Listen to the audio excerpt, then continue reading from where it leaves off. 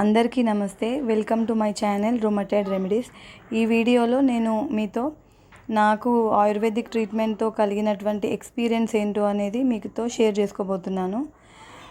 నాకు ayurvedic treatment అంటే చాలా ఇష్టం. ఎందుకంటే ఇది నాకు వేదాల నుండి లభించినటువంటి వైద్య విధానం అని తెలుసు.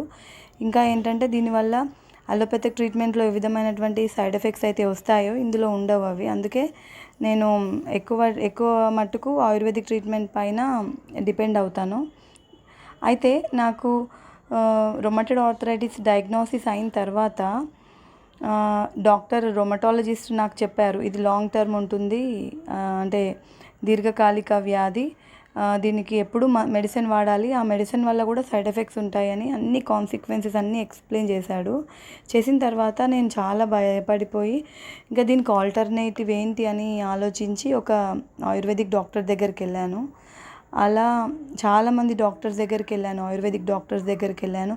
చాలా నాకు అంటే లేహ్యాలు కానీ, పొడులు కానీ, కషాయాలు కానీ, పాలలో కలుపుకునేవి, ఆవు నెయ్యిలో కలుపుకునేవి, ఒకటి కాదు ఎన్నో ఎన్నో ఎన్నో ఇచ్చారు. మళ్ళీ చివరికి లోహాలు, గోల్డ్తో తయారయ్యేటువంటి, లోహంతో తయారయ్యేటువంటి మెడిసిన్ కూడా ఇచ్చారనమాట. ఎన్నో ఇచ్చారు, ఎన్నో వాడాను, కానీ ఎటువంటి ప్రయోజనం అనిపించలేదు. ఇంకా ఒకసారి నాకు అంటే కోవిడ్ టైంలో డెలివరీ అయిన తర్వాత నాకు పెయిన్స్ కాస్త తెలిసాయండి. అంతకుముందు ఒక 7-8 ఇయర్స్ నేను ఎటువంటి అంటే స్టిరాయిడ్ కానీ, ఎటువంటి ఇమ్యూనో సప్రెసెంట్ డ్రగ్ డాక్టర్స్ ఇచ్చేటువంటి, రొమటాలజిస్ట్ ఇచ్చేటువంటి ఏ మెడిసిన్ లేకుండా నేను మెయింటైన్ చేసుకున్నాను 8 ఇయర్స్. తర్వాత డెలివరీ అయిన తర్వాత కొంచెం పెయిన్స్ తెలిసాయండి. అప్పుడు నాకు ఆ పెయిన్ వస్తుందనేసి నేను ఒక ఆయుర్వేదిక్ డాక్టర్ దగ్గరికి వెళ్ళాను. నేను ఇప్పుడు వారి పేరు నేనేం మెన్షన్ చేయదలుచుకోలేదు. కాకపోతే అక్కడికి వెళ్ళిన తర్వాత అవి 10,000 మెడిసిన్ అండి, 1 మంత్కి 10,000 మెడిసిన్. అవి తెచ్చుకొని ఒక 15 రోజులు వాడానో లేదో మొత్తం బెడ్ రిడన్ అయిపోయానండి. ఫుల్ పెయిన్స్, అసలు నడవడానికి రాలేదు, కాళ్ళు డ్రాగ్ చేస్తూ నడవాలి, స్వెల్లింగ్స్, ఫింగర్స్ అన్నీ కూడా చాలా ఎక్కువ పెయిన్స్ అయ్యాయండి.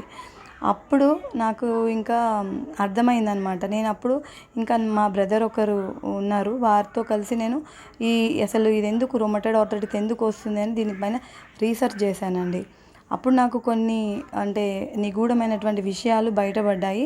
అవన్నీ కూడా నేను నెక్స్ట్ వీడియోస్లో నేను మీతో షేర్ చేసుకుంటాను.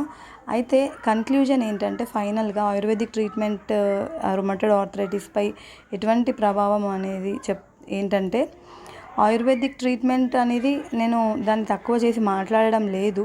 కాకపోతే ఏంటంటే ఇక్కడ రొమటైడ్ ఆర్థరైటిస్ అనేది ఏ రూట్ కాజ్ అంటే ఏ కారణం వల్ల వస్తుందో అనేది తెలియకపోవడం వల్ల, మేబీ ఆయుర్వేదిక్ డాక్టర్స్ మనకు సరి అయిన మందు అనేది ఇవ్వకపోవడం వల్ల ఇది పనిచేయట్లేదేమో అనేటువంటిది నా యొక్క ఆలోచన. అంతేనండి. ఈ వీడియోలో విన్న విషయాలు మీరు ఒకసారి ఆలోచించండి. మీకు కూడా కరెక్ట్గా అనిపిస్తే నాకు కింద కామెంట్ సెక్షన్లో కామెంట్ పెట్టండి.